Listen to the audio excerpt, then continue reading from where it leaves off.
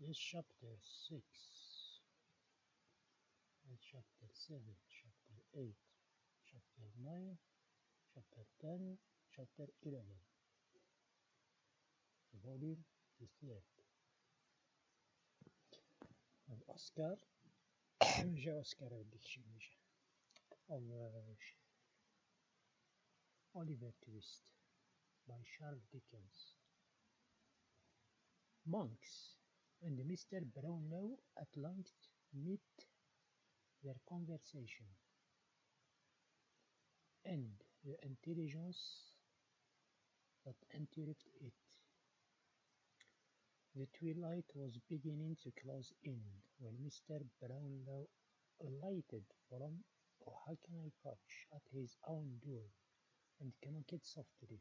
The door being opened, the sturdy man got out of the coach and stationed himself on one side of the steps, while another man who had been seated on the box dismounted too, and stood upon the other side, at a sign from Mr.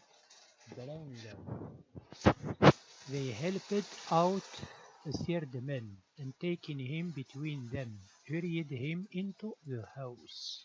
This man was Monks.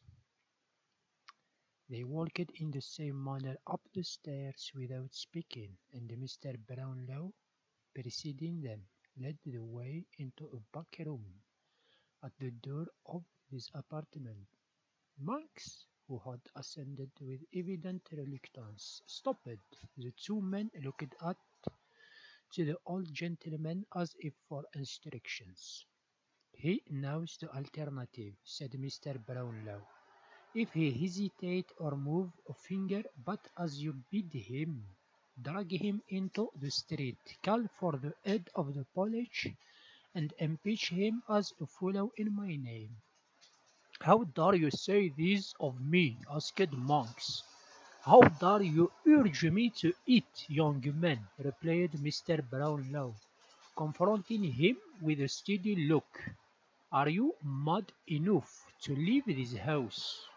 Unhand him. There, sir, you are free to go, and we to follow. But I warn you, by all I hold most solemn and most sacred, that the instant you set foot in the street, that instant will I have you apprehended on a charge of fraud and robbery.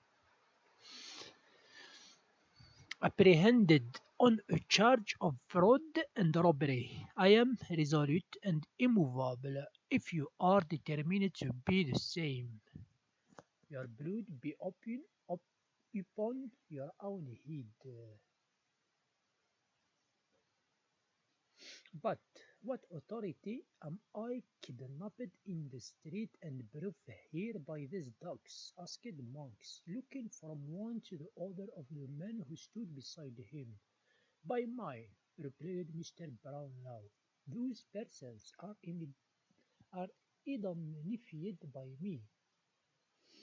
If you complain of being deprived of your liberty, you had power and opportunity to receive it as you came along, but you deemed it advisable to remain quiet. I say again, throw yourself for protection upon the law. I will appeal to the law too, but when you have gone too far to recede, do not sue to me for leniency when the power will have passed into other hands, and do not say I plunged you down the gulf into which you reached yourself. Monks was plainly disconcerted and alarmed besides. He hesitated. "You will decide quickly," said Mr. Brownlow, with perfect firmness and composure, "if you wish me to prefer my charges publicly, and consign you to a punishment the extent of which, although I can, with shudder foresee, I cannot control. Once more I say, you know the way. If not, and you appeal to my forbearance and the mercy of those you have deeply injured, seat yourself without a word in that chair, It has waited for you 2 whole days. Monks muttered some unintelligible words, but wavered still. You will be prompt, said Mr. Brown. A word from me, and the alternative has gone forever. Still the man hesitated. I have not the inclination to parley further, said Mr. Brownlow, and as I advocate the dearest interest of others, I have not the right. Is there, demanded Monks with faltered tongue, is there no middle course? None, emphatically none. Monks looked at the old gentleman with an anxious eye, but reading in his countenance nothing but severity and determination walked into the room, and shrugging his shoulders, sat down.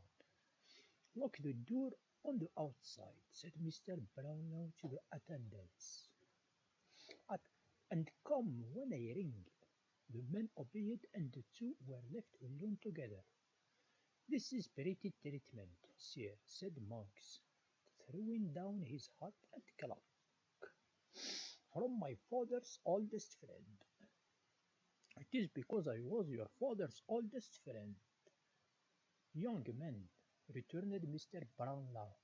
It is because the hopes and wishes of young and happy years were bound up with him, and that fair creature of his blood and kindred who rejoined her God in youth and left me here a solitary, lonely man. It is because he knelt with me beside his only sister's deathbed when he was yet a boy, on the morning that would, but heaven willed otherwise, have made her my young wife. It is because my seared heart clung to him from that time forth, through all his trials and errors, till he died. It is because old recollections and associations fill my heart, and even the sigh of your brings with it all truth of him. It is all these things that move me to treat you gently now. Yes, Edward Lifford, even now, and blush for your unworthiness who bear the name. What has the name to do with it? Asked the other, after contemplating, half in silence and half in dogged wonder, the agitation of his companion. What is the name to me? Nothing, replied Mr. Brownlow, nothing to you, but it was hers, and even at this distance of time brings back to me an old man, the glow and thrill, which I once felt only to hear it repeated by a stranger. I am very glad you have charged it, very, very. This is almighty fine, said Monks, to retain his assumed designation, after a long silence, during which he had jerked himself in sullen defiance to and fro, and Mr. Brownlow had sat shading his face with his hand. But what do you want with me? You have a brother, said Mr. Brownlow, rousing himself. A brother, the whisper of whose name in your ear, when I come behind you in the street, was in itself almost enough to make you accompany me hither in wonder and alarm. I have no brother, replied Monks. You know I was an only child. Why do you talk to me of brothers? You know that as well as I. Attend to what I do now, and you may not, said Mr. Brownlow. I shall interest you by and by. I know that of the wretched marriage into which family pride and the most sordid and narrowness of all ambition forced your unhappy father when a mere boy. You were the sole and most unnatural issue, returned Mr. Brownlow. I don't care for a hard name. Even I don't care for hard names, interrupted Max with a jeering laugh. You know the fact, and that's enough for me. But I also know, pursued the old gentleman, the misery, the slow torture, the protracted anguish of that ill-assorted Indian.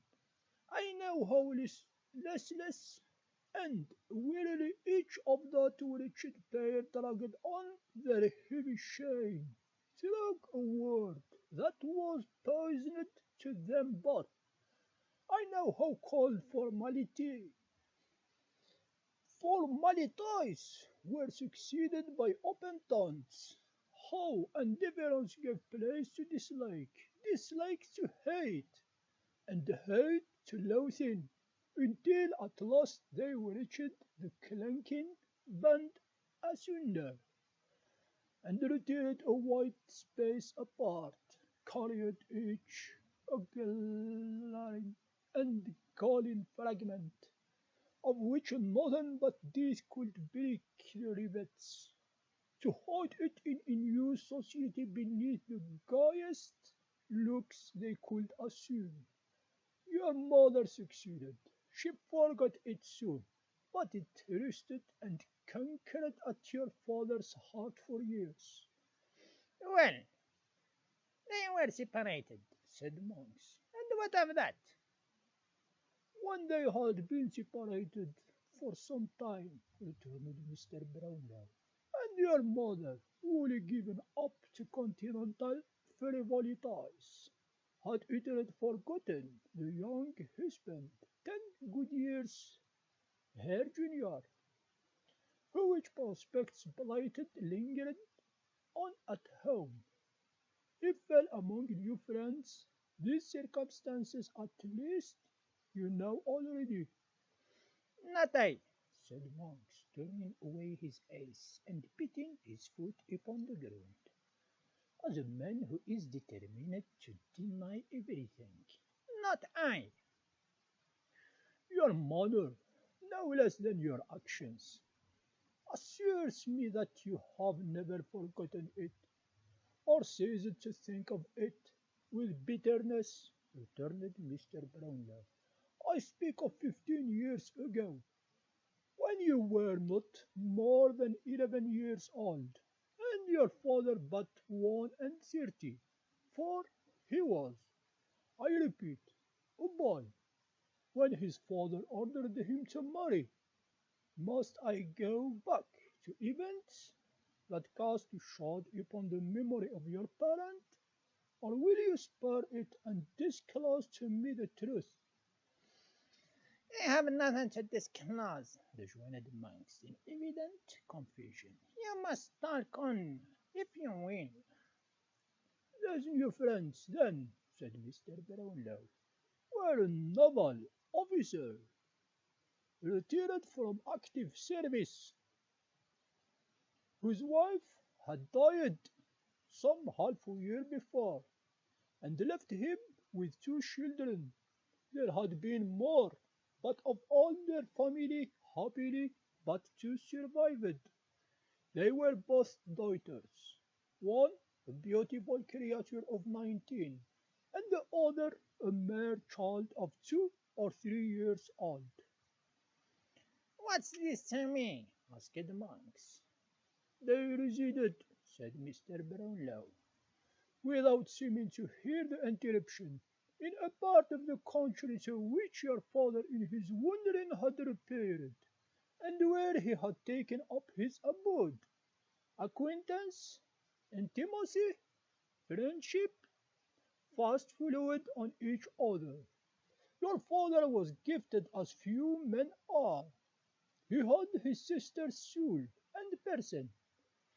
As the old officer knew him more and more, he grew to love him. I would that I had ended there. His daughter did the same. The old gentleman paused. Monks was biting his lips, with his eyes fixed upon the floor. Seeing this, he immediately resumed. Hmm. The end of the year found him contracted, solemnly contracted to that daughter, the object of the fierce, true, ardent, only passion of a guiltless, iterate a girl. Your tale is of the longest, observed the monk moving restlessly in his chair. It is a true tale of grief and trial and sorrow, young man, returned Mr. Brownlow. And such tales usually are. If it were one of unmixed joy and happiness, it would very brief. At length, one of those rich relations to strengthen, whose interest in importance your father had been sacrificed, as others are often, it is now in common case, died, and to repair the misery he had been instrumental in occasioning, left him his panacea for all griefs, money.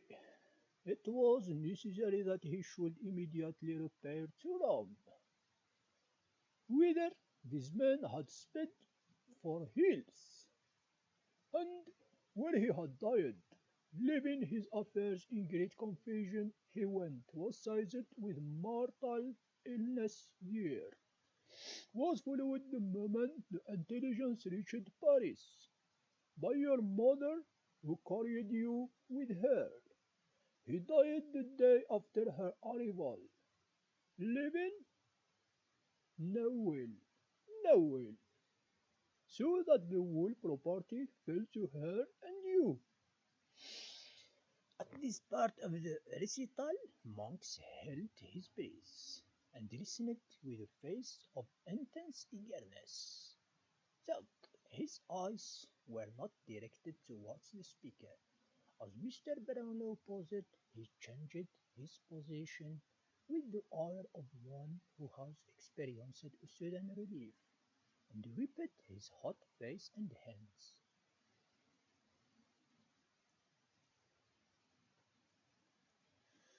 Before he went abroad, and as he passed through London on his way, said Mr. Brownlow slowly, and fixing his eye upon the other's face, he came to me. I never heard of that, interrupted Monks in a tone intended to appear incredulous, but savoring more of disagreeable surprise.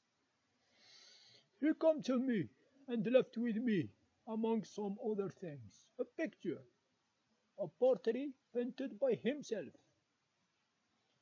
a likeness of this poor girl, which he did not wish to leave behind, and could not carry forward on his hasty journey. He was borne by anxiety and remorse, almost to a shadow, talked in a wild, distracted way over ruin and dishonor, worked by him, confided to me his intention to convert his whole property at any loss into money, and having settled on his wife and you a portion of his recent accusation, to fly the country. I guessed too well he would not fly alone, and never see it more, even from me, his old and early friend, whose strong attachment had taken root in the earth that covered one most dear to both. Even from me he withheld only more particular confession, promising to write and tell me all, and after that to see me once again for the last time on earth. Alas, that was the last time. I had no letter, and I never saw him more. I went, said Mr. Brownlow, after a short pause. I went to when all was over to the son of his. I will use the term the world would use, for harshness or favor are now alike to him. of his guilty love, resolved that if my fears were realized, that Erin child should find one heart and home open to shelter and compassionate her. The family had left that part a week before. They had called in such trifling debts as were outstanding, discharged them, and left the place by night. Why or whither no one could tell. Monks drew his breath yet more freely, and looked round with a smile of triumph. "When your brother," said Mr. Brownlow, drawing near to the other's chair, "when your brother, a feeble, rugged, neglected child, was cast in my way by a stranger hand, then chance, and rescued by me from a life of vice and infamy." "What?" cried the monk, starting. "By me," said Mr. Brownlow. "I told you I should interest you before long. I say by me. I see that you cunning associate suppressed my name, although for aught he knew. It will be quite strange to your ears when he was rescued by me, then and lay recovering from sick in my house. His strong resemblance to this picture I have spoken of struck me with astonishment. Even when I first saw him, in all his dirt and misery, there was a lingering expression in his face that came upon me like a glimpse of some old friend flashing on one in a vivid dream. I need not tell you he was snarled away before I knew his history." "Why not?" asked Monks hastily. "Because you know it well." "I said because you know it well." "I denied to me is vain, Braid." "Denial to me is vain," replied Mr. Brownlow. "I shall show you that I know more than that."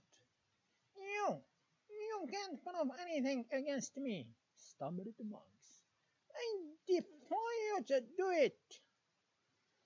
"We shall see," returned the old gentleman with a searching glance. "I lost the boy, and no efforts of mine could recover him. Your mother being dead, I knew that you alone could solve the mystery, if anybody could. And as when I had last heard of you, you were on your own estate in the West Indies, whither, as you well know, you retired upon your mother's death to escape the consequences of vicious courses here. I made the voyage. You had left it months before, and were supposed to be in London, but no one could tell where. I returned. Your agents had no clue to your residence.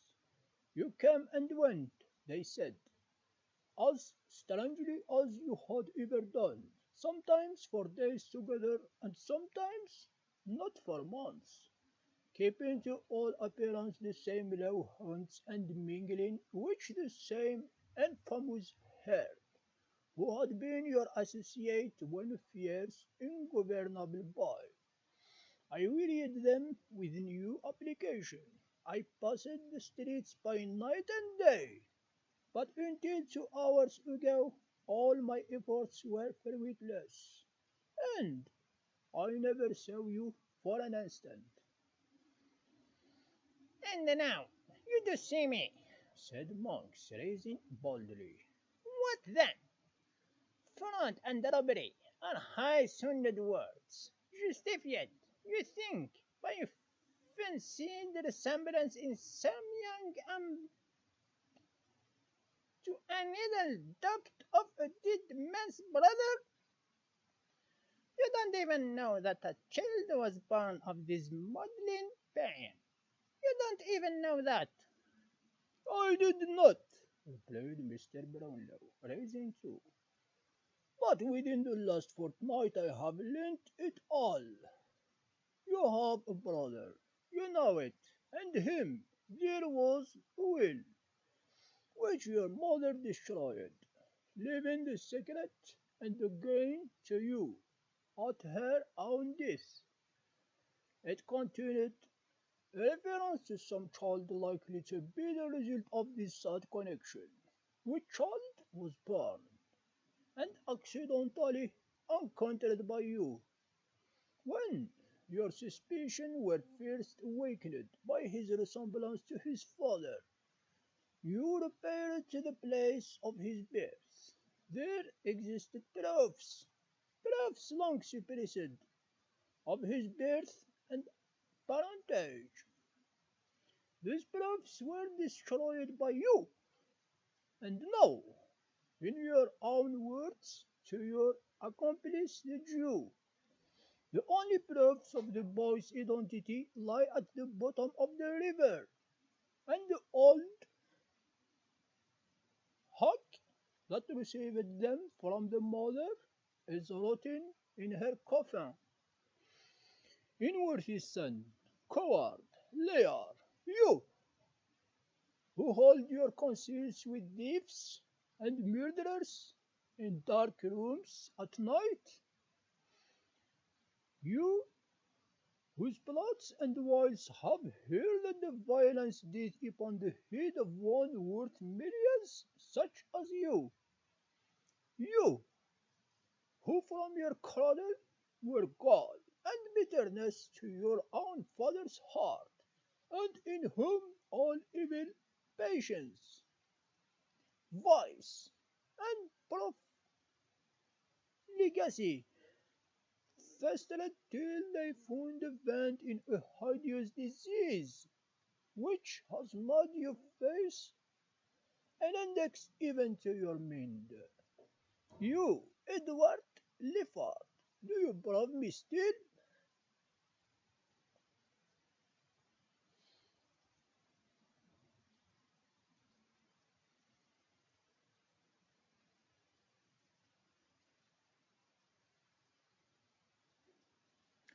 No, no, retorted the coward, overwhelmed by these cumulated charges. Every word, cried the old gentleman, every word that has passed between you and this detested villain is known to me. Shadows on the wall have caught your whispers, and brought them to my ear. The sigh of the persecuted child has turned vice itself and given it the courage and almost the attributes of virtue. Murder has been done, to which you were morally, if not really, a party. No, no, interposed Monks. I, I know nothing of that. I was going to inquire the truth of the story when you overlooked me. I didn't know the cause. I thought it was a common quarrel. It was a partial disclosure of your secrets, replied Mr. Brownlow. Will you disclose the wool? Yes, I will. Set your hand to a statement of truth and facts, and repeat it before witnesses. That I promise to. Women can't refer until such a document is drawn up, and proceed with me to such a place as I may deem most advisable for the purpose of attesting it.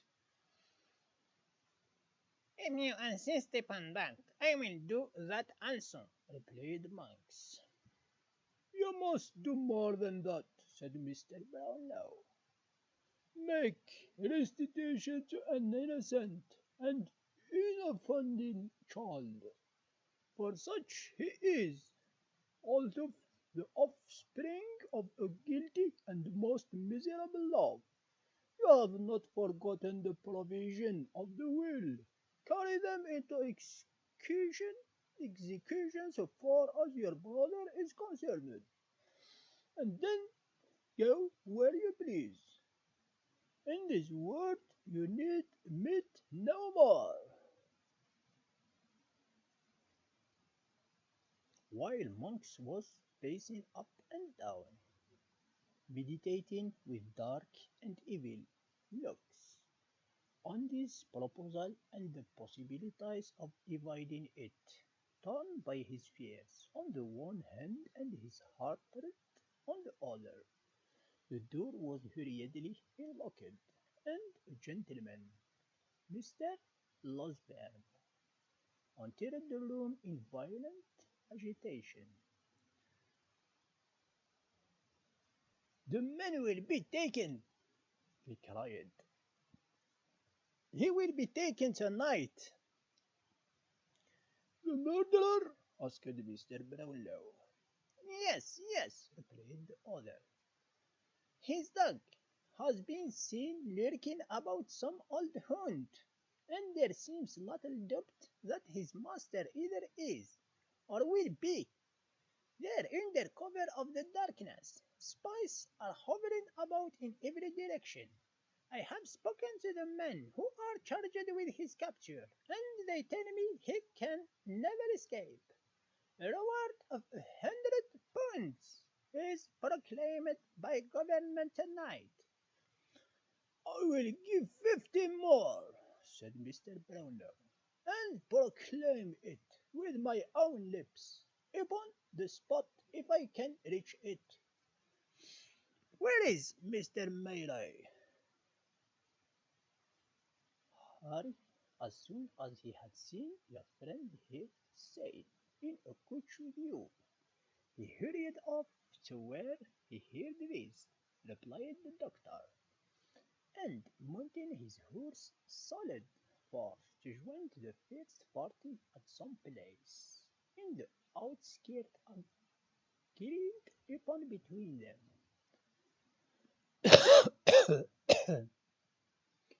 The Jew, said Mr. Brownlow. What of him?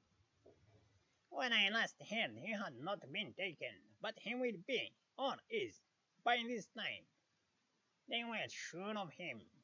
"Have you made up your mind?" asked Mr. Brownlow in a low voice of Monks. "Yes," he replied. You will be secret with me." I will remain here till I return. It is your only hope of safety. They left the room and the door was again locked. What have you done? asked the doctor in a whisper. All that I could hope to do, and even more, coupling the poor girl's intelligence with my previous knowledge, and the result of our good friend's inquiry on the spot. I left him no loophole of escape, and laid before the whole villainy which by this light become plain as day. Write and appoint the evening after tomorrow at 7 for the meeting. We shall be down there a few hours before, but shall require rest, and especially the young lady, who may have greater need of firmness than either you or I can quite foresee just now. But my blood boils to avenge this poor murderer creature. Which way have they taken? "Drive straight to the office and you will be in time," replied Mr. Losberne. "I will remain here." The two gentlemen hastily separated, each in a fever of excitement wholly uncontrollable. The end of chapter 11. Hmm.